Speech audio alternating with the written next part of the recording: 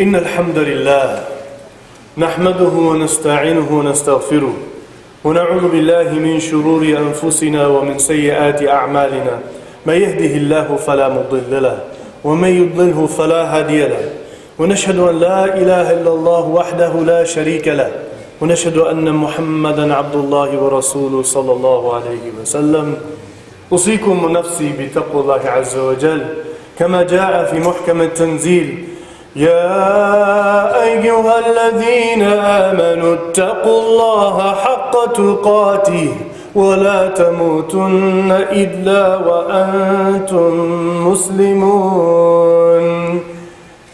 Dear brothers and sisters, we begin with an abundant praise and gratitude towards our beloved Creator. We have been blessed.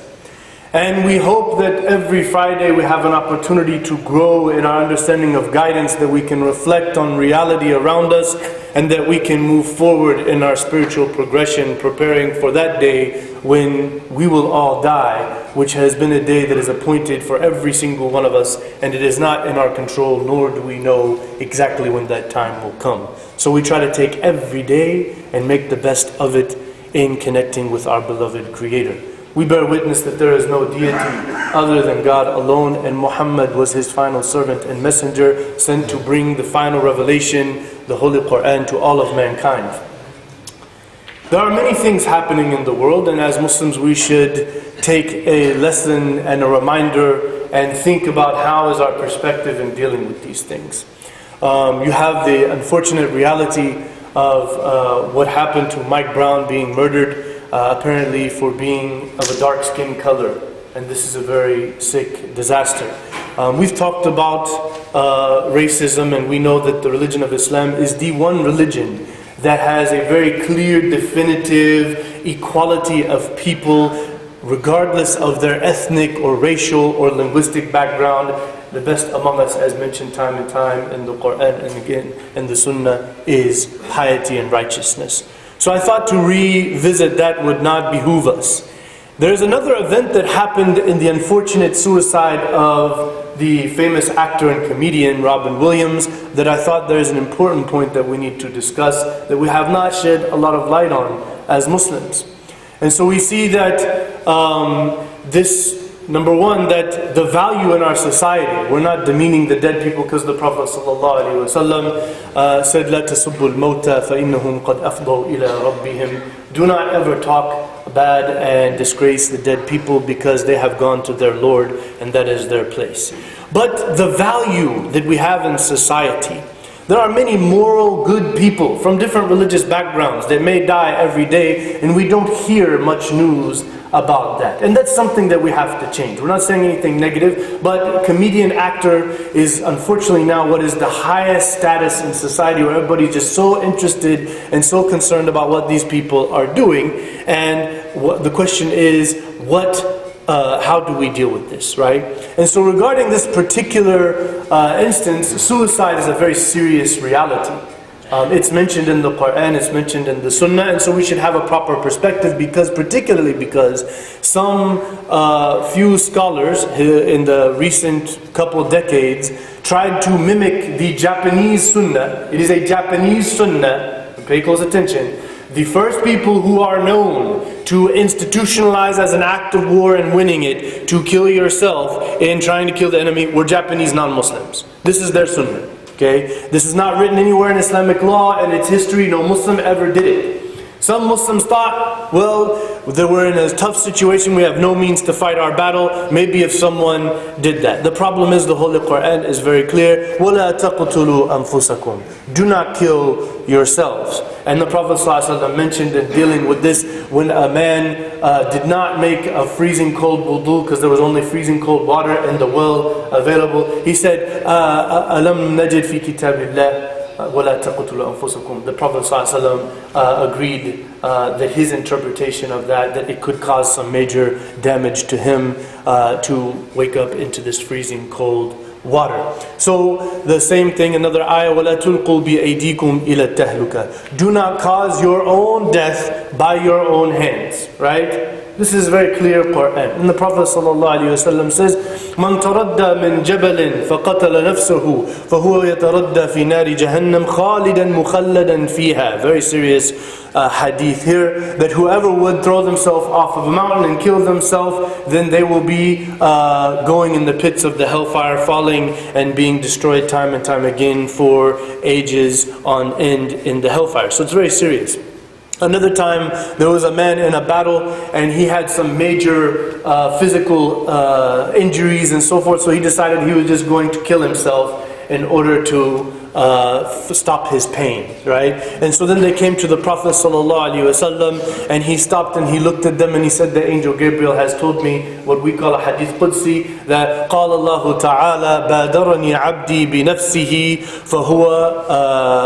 فحرمت عليه الجنة, that my servant has hastened by his own act to come to me, and by that I am prohibiting him from the paradise and the eventual going to heaven. So these hadiths are very clear. So pretty much no scholar would agree in the modern context of these things that somebody should kill themselves to fight a battle against anyone else. And so this is a completely rejected system that some people are using. And you see now, even in Palestine, where the majority of the scholars switched their opinion because they saw that it was incorrect. There were lots of PhDs and masters, many hundreds of pages, on the maqasid of Sharia and the furu' and the ayat and their tafsir and the opinion of all of the scholars, that this, we cannot call this amaliyat istishhad. This is not istishhad, this is killing yourself, which is of kaba'ir al-dhunub. You're not allowed to do it. You cannot make something kaba'ir al-dhunub a way to do good. So that covers that issue. Now you have the issue of euthanasia. Euthanasia means you help someone else to die because their pain is too much. The hadiths are clear. This is a 100% consensus agreement that you cannot help someone to die who is consciously alive, and because you want to lower their pain, right? So you might have some doctor that makes some justification for that. Our scholars have said if the brain is dead and the heart is just beating and that person has no hope of ever waking up, that person can be removed from a machine if it is a machine that is keeping them alive. Let them die a natural death. But someone who's going through some pain to cause their death that isn't going to happen naturally is prohibited by all of the scholars of Islam. Now, what did we really come here to talk about? And that is the concept of depression. Depression is what led to, according to Ram. So a lot of people think it's a taboo. It's only for women. Women get depressed. When in fact, women are double likely to have depression, but many men are afflicted with depression. So this reality of depression, what is it? What is the reality of depression? Of course, people get sad and they have low self-esteem and they get depressed, right? This is depression. But then there is something that can be more clinical, which is where your neurochemistry can actually become imbalanced. Your brain chemicals and fluids are imbalanced. And this now elongates this low self-esteem and depression and sadness, and it gets worse, causing a negative impact on one's relationships with other people, on one's work, on one's study habits, on one's eating, on one's sleep habits, and on one's normally enjoyable activities. This is the reality of depression. It can be minor, which happens to all of us, or it can be major and serious, and this is a well-known fact. Depression can be caused by genetics.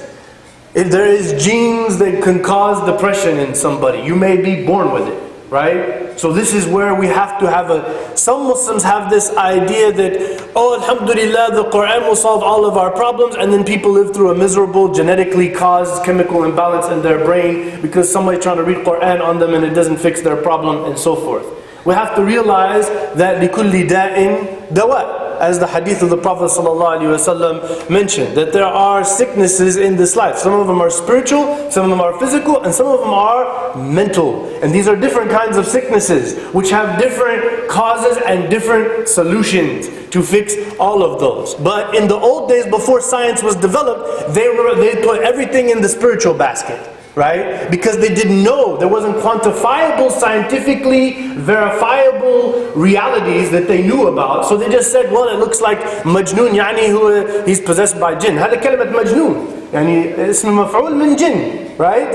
الجن يعني تسيطر عليه. right? Now we know majnoon is many different kinds of chemical imbalances in the brain, as it may also be some mess or affliction from a possible demon or devil. So depression can be caused by major life events. Some major life event, if you're not dealing with it right, can cause depression. With women a lot, they have postpartum depression when they give birth, when somebody dies in the family, when some major affliction happens, and so forth, right? This can also be by environmental influence. People's general environment can cause depression in them. Depression can also be caused by your choice in the way you regulate your mood.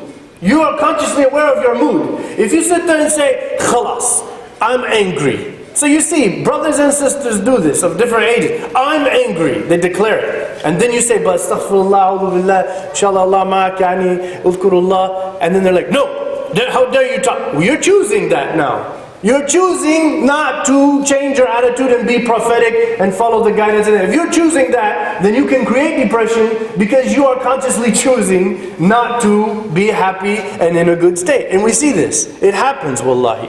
So this is another. And then there are certain medications that can cause depression in people. So you have to be careful on that. I'm sure you all, when you hear these, be careful. We all need to look for a homeopathic solution. If you don't know what that means, it means there are natural. When it says, مَا أَنزَلَ اللَّهُ دَاءً إِلَّا أَنزَلَ الدَّوَاء, that God did not cause any sickness on this earth except for there's a cure on this earth waiting for us. The best case scenario is you find some natural solution for it, right? But because if you watch this thing and you look on the back of the label of the prescription drug, this can cause this, that, and the other, and you're going to die, and this, and rashes, and headache, and suicide thoughts, and everything else, right? So be careful before you rely upon a prescription. Make sure you exhaust all your effort in spiritual means, in character development, in whatever way you can solve it by natural remedies. Try to do that. And there's an amazing method called the Gerson method, a German scientist who proved to actually cure cancer in hundreds of cases with simply homeopathic diet and exercise routines. So this is also a way to deal with that. Everyone will get depressed at some point in their life. Everybody's going to get a little bit sad, feel down and lonely. That's normal. But they say that the clinical depression, the serious one, where it starts to negatively impact. How do you know it's a problem? Because there are problems in your relationships, your sleep, your eating, your work, that are happening because of your feeling and the way you act as a result. Right? This is when we know it's a problem. It's clinical depression. 7% of the United States has this. This is some 23 million people. And a third of those cases are very serious. Like 8 million people are thinking of depression and they're suicide and they don't want to live and life is worthless. And they're a very serious situation here. We have to be aware of this and conscious of this in order to solve such a problem. And women are double likely to have depression than men. So now that we look at this now, what does Islam say about depression? What is the Islamic way of looking at depression? What is the Quran and the Sunnah, and what is the cure of such concept? In Islam, in the Quran and Sunnah, we have 3 words which address depression in the Quran and the Sunnah. And they're basically time-based. You have al-huzn or al-hazan, which means a sadness or being bothered about something that happened in the past. Something that's happened to you, you're still sad and bothered and depressed about it. Then there is al-gham. Al-gham means something that happened right now or just happened. You're being very bothered and depressed and annoyed about that thing. And then you have al-ham, which is something in the future that you're anticipating that's causing problems in your way of thinking about it. You know, what's going to happen and this and that. And so now you're having ham, which is some sort of depression about anticipating something in the future. Now in the modern lexicon of psychology, in the Arab world, they have made a term called al-iktiab, which is basically they're saying this is the clinical depression, right? So in the Quran and the Sunnah, there are various ayahs and hadith that talked about ham and gham and huzn, that this is the sadness and depression that we all are dealing with and face. Let's build the basis of foundational truths in the Quran and Sunnah to prevent or remove depression. Now we're at the bread and butter of what we came to talk about today. Number 1, لا يكلف الله نفسا إلا وسعها. If you're a believer in the Quran and you see and experience the mercy of God all the time, every day, which I know that's a fact, and you would only be lying to yourself if you denied that, then you know God will not burden you more than you can handle. He's not our enemy. He's our guide, He's our merciful, compassionate Creator, right? He will not cause you to have to deal with, burden you with more than you could possibly handle. So if you thought that, then you're lying to God. And it is a trick of the shaitan upon yourself to think, this is more than I can handle, right? This is a lie in the beginning. إِنَّ مَعَ الْعُسْرِ يُسْرًا فَإِنَّ مَعَ الْعُسْرِ يُسْرًا لَا يَغْلِبْ عُسْرٌ يُسْرَيْنِ. Right? Because in the Arabic linguistic methodology, when you have two sentences that are the same, coming after each other, there is two ma'rifas and two nakiras. Then we say the ma'rifa huwa wahid, wal nakira huwa muta'addid al-ma'ani. Right? In the Arabic grammar, we say that when you have two sentences that have the same words and they come after each other. The first one is definitive. It has the. Okay? Indeed, the hardship will come with ease, right? When you have an indefinite ease in general, then it could be mini ease. So the scholars said, by divine decree, anytime something bad happens to you, there are various eases and facilitations around that reality that you need to connect yourself with. And if you do, that hardship will not remain with you. It will not cause problems with you. This is divine guidance. We have to embrace this fact and reality. Similarly, it is not for a Muslim, basically it is not for a Muslim that events and things that happen outside of me make me happy or make me depressed or sad. Rather, it is the way I choose to perceive and try to respond to events internally. So my internal perception and then my choice of response is what will cause either happiness or depression. So a believer who's connected to God, realizing that this hardship is there to purify our humanness. We do bad things. We cause hardship for others, don't we? Right? So we should have hardship happen to us so we taste it and we know it. It purifies our human. It makes us all in a fair system that we're living in. Right? Then at the same time, as we are living through these things and going through these things, we are appreciating and realizing the value of peace and comfort and happiness. If you never suffered, if you never had hardship, how would you know what it is to enjoy happiness, peace and comfort? Would you enjoy heaven if we were in some perfect place that bad things didn't happen? No, it'd be adi. It's just a normal reality. Everything's always perfect, right? That is the whole point, to purify our humanness and to be a reward for someone who dealt with it, realizing the divine will and being in a place of imperfection and then earning our place in a place of perfection as a result. So then we will enjoy it because we have these memories. We knew we lived imperfection, we suffered, we went through these things. And so you cannot change the past. And you're not guaranteed tomorrow. You don't know how you're going to live tomorrow. You can't do anything about what happened, so forget about it. Right? Live and let live. Forgive and forget. Go move past it. You don't know, am I going to live to tomorrow? You own today. The carpe diem, seize the day. Right? You see these shirts. It's an Islamic value. Take care of today with the best of your love, compassion, positive optimism, and hard work to do the best that you can do with it. If you live that life, everything will be simple. You won't be worried about what happened in the past. It won't keep haunting you, and you will not be concerned, what's going to happen in the future. As long as you're doing your best to make your situation the best, knowing that it is not in your hand what will happen. What is the outcome is not in my hand. Right? Then you will be in good shape. What are the lifestyle solutions? The lifestyle solutions, number one, do not accept abuse in any way, shape, or form. Do not accept abuse. Physical, mental, or emotional abuse, regardless. Any type of abuse, you should wisely address it ASAP, as soon as possible. Wisely, I mean, the abuser might be someone who you think is close to you, a family member, which in most cases, unfortunately, is the reality. People are abused by someone that says they love them, because this sick person is a zalim. And وَلَا عُدْوَانَ إِلَّا عَلَى الظَّالِمِينَ. We should never allow for ourselves to be an abuser, and we should never accept to be abused by anyone. So we should address it immediately. Any physical or mental or emotional abuse, we should address it with someone who can bring about a positive future. You have to keep also a positive group of people around you.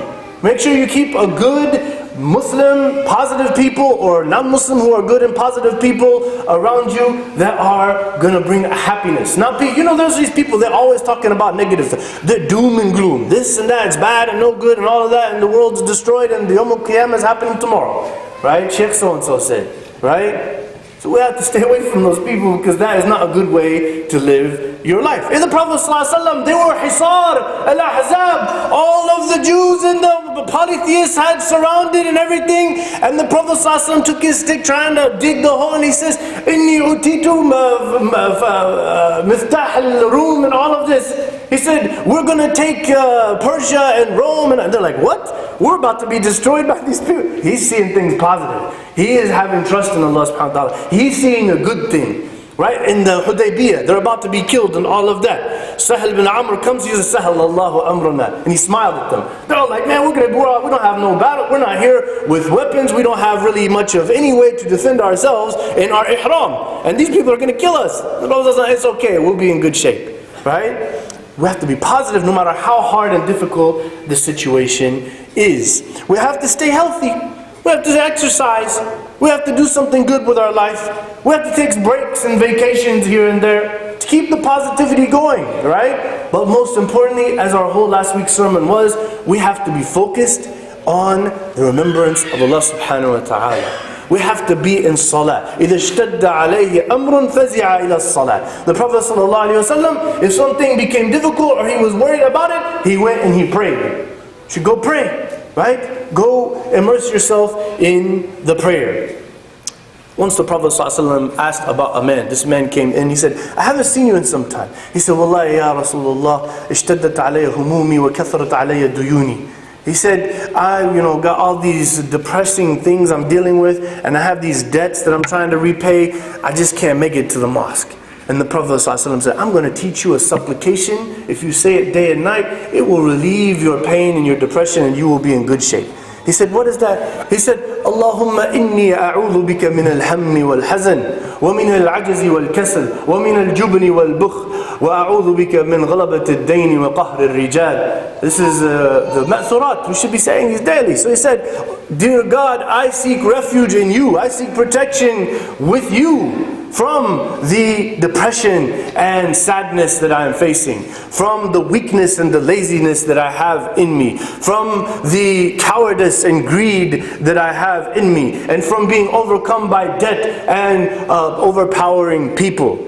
Right? And so this was the Prophet ﷺ supplication day. Now you can say it in Arabic or English. Some people, they memorize du'as and prayers in Arabic, and then they never know what they're talking about when they say it. It has to come from your heart, brother, sister. You got to pray from your heart. So Ibn Taymiyyah, he said that Allah subhanahu wa ta'ala يعرف قصد الداعي ومراده ويعرف إنه يعرف ضجيج الأصوات على تنوع الحاجات باختلاف اللغات. Ibn Taymiyyah said when somebody had brought some ethnocentric attitude to him, everybody as Muslims should be praying in Arabic. Somebody said that. Ibn Taymiyyah, Shaykh al-Islam, said, as well documented in his Fatawa al-Iqtida' as-Sirat al-Mustaqim, he said, no, God knows the intentions of people and what they're saying and what they're meaning. He created the languages, He understands them, He is going to answer them no matter what they say to Him.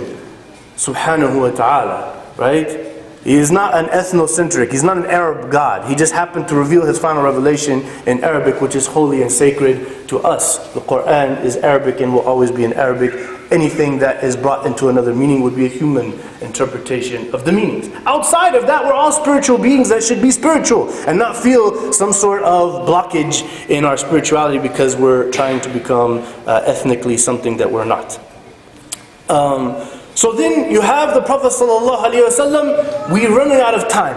And so I'll just give you the English meaning, but you hear the famous dua in Qunut al-Witr. It comes in many, many authentic hadith, and it is a very, he said, this supplication will remove you from depression and sadness. Right? It's like, Allahumma inni abduk, ibnu abdik, ibnu amatik, and so forth. He goes on. Oh Allah, I am your servant, the son of your male and female servant. My forehead is in your hand. Your rule governs me. Your will and decree is just for me. I ask you by any name that you have named yourself with, that you have revealed and so forth to your servants, to make the Qur'an the spring of my heart, the light of my core, and the removal of my sadness and depression. This Prophet ﷺ, he used to say this regularly, in أسألك أن تجعل القرآن ربيع قلبي. And we do it in the plural in the salat to bring everybody ربيع صدورنا, as you hear in the dua. So we should learn that one as well. And the Prophet ﷺ, إذا حزبه أمر قال يا حي يا قيوم برحمتك أستغيث. O eternal living one who maintains the whole universe, it is only through your mercy that I seek assistance. If the Prophet ﷺ was bothered, he would call out saying something like that. Trust me, if you're walking down the street, if you're somewhere and you said that in English, somebody will be like, wow, that dude is spiritual. That brother is connected, man. That's da'wah. I'm telling you, when Addas saw the Prophet ﷺ say Bismillah ar-Rahman ar-Rahim before eating the grape, he was like, wow, I've never heard anybody say that. Now if he said it in Hebrew, it wouldn't mean nothing to him. Like, what the heck is that guy talking about, right? This is da'wah. We have to leave the ethnocentrism and embrace universal spirituality, which all the Prophets all the prophets were too. مَا أَرْسَلْنَا مِن رَسُولٍ إِلَّا بِلِسَانِ قَوْمِهِ لِيُبَيِّنَ لَهُمْ. We've got to learn this ayah and practice it and be religion over culture. That will make us in accordance with the Holy Quran and the prophetic teaching of Muhammad sallallahu alaihi wasallam. أقول قولي هذا واستغفر الله لي ولكم فاستغفروه فإنه هو الغفور الرحيم.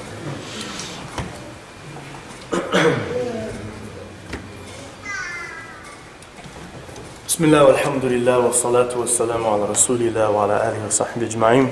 In conclusion, depression is a reality. It afflicts everybody at some point in their life. It can only get serious if you have some genetic disposition or if you are not consciously, spiritually dealing with it properly. These are the only two things that can cause clinical depression for a Muslim, right? A Muslim, if you have it genetically, then you have to deal with that whichever way it can fix it. If you have it because you're not properly living your life as a Muslim, then you need to properly live your life as a Muslim. You need to look into the Quran and the Sunnah, and you need to go on this one. It's not a fiqh matter, so you can go to Sheikh Google, Islamic view on depression and so forth, right? The fiqh matters is go to a local scholar and try to understand with a good explanation rather than some website you don't know who is the one that wrote that and so forth. That's a legal issue, right? But in matters of spirituality, try to research, read books, get something, try to learn about it. YouTube, Islam and depression, things like, go learn that stuff. That way you can bring happiness in your life, because with the religion of Allah subhanahu wa ta'ala, shifa'u lima fi sudur. The Quran is a healing for what's in the core, the problems of people that they have in their heart. It will heal those problems. It gives you the answers to your solution. Not just because you read it and then it just solves your problems, but because you read it and learn it and live it. That is what it's talking about. This is one of we got superficial in our spirituality. We don't read Quran, now we're just saved from all the effect of shaitan. It's not how it works, brothers and sisters. Yes, some scholars said that, but if we look at it, it is a book of guidance which is teaching you a spiritual lifestyle that you need to live so that you will be protected from shaitan and preserved. Inna ibadi laysa laka alayhim sultan. The Quran said, my servants, the one that knows me and serves me and that lives their life, how can they know me if they're not understanding the Quran? Right? So we have to embrace this reality. Brothers and sisters, if we exhaust all of our spiritual methods and our character development methods to fix some sort of depression that we have and it will not go away, at that point you need to talk to a professional psychologist. And it's another taboo we have. Muslims have this idea in their mind, either I'm perfectly okay and I'm perfectly fine in my mind, or I'm just crazy. It's one or the two. No, it's not. Everybody's somewhere in between the two. Everybody on planet Earth is somewhere in between the two. Right? It says in the hadith, إِذَا اشْتَدَّ عَلَيْهِ إِذَا حَزَبَهُ أَمْرٌ. The Prophet ﷺ was depressed and bothered by things. He's a human being like us. It says it in the hadith, in the ayahs. Right? He says the ayah in Surah Al-Kahf. He says, it seems like you are going to kill yourself because of how you're so bothered and upset that the people are trying to not embrace Islam and so forth, right? So this is فَلَعَلَّكَ بَاخِعٌ نَفْسَكَ, right? This is saying, Ya Rasulullah, I see you a little bit depressed. That's what God said to him in the Quran. It's normal, right? So there is a spiritual way we should exhaust all our efforts in building a spiritual life. If for some reason, after we do all of that, sincerely we still have these problems and our life is negatively affected, we go to someone who understands the professional science of how the brain works. the psychologist, and we seek some advice from that person about how to fix our problem, because clearly it's outside of a spiritual solution. If we can't get a problem fixed through psychology, then we have to go to the psychiatrist, which is the last resort, in which somebody might have a medicine that's been developed that can fix your situation. If that is the case, then that is better than living in misery and so forth. And all of the ulama have agreed, if it's going to make your life more comfortable and at ease, مَا جَعَلَ عَلَيْكُمْ فِي الدِّينِ مِنْ حَرَجٍ يُرِيدُ اللَّهُ بِكُمُ الْيُسْرَ وَلَا يُرِيدُ بِكُمُ الْعُسْرَ. He doesn't want hardship for you in your life and your religion. We ask Allah subhanahu wa ta'ala to guide our hearts and our minds to have a sanctity and a spirituality and something that is sincere in our life, seeking a goodness and a happiness and a comfort through our relationship with Allah subhanahu wa ta'ala. Ya Allah, we ask you to guide us, to make us to see the beauty of your guidance, to see the beauty of the example of your Prophet, to see the great example of his companions. Ya Allah, please remove from us all of the oppression and hardship and corruption, and give us patience in dealing with it, and give us comfort and ease in dealing with these hardships as you have promised us in your book. Ya Allah, please be with the people and the family who have had their family members destroyed and killed for no apparent reason except for corruption and evil, like Mike Brown, like the whole country of Syria and Palestine and the rest of the world where they're going through these things. Ya Allah, bring justice, bring goodness, bring mercy and compassion, and make us be the means by which you bring it. Ya Allah, please take care of all of the sick people amongst us and all of those going through hardship, and give them comfort. Wa sallallahu ala Muhammad wa ala alihi wa sahbihi ajma'in.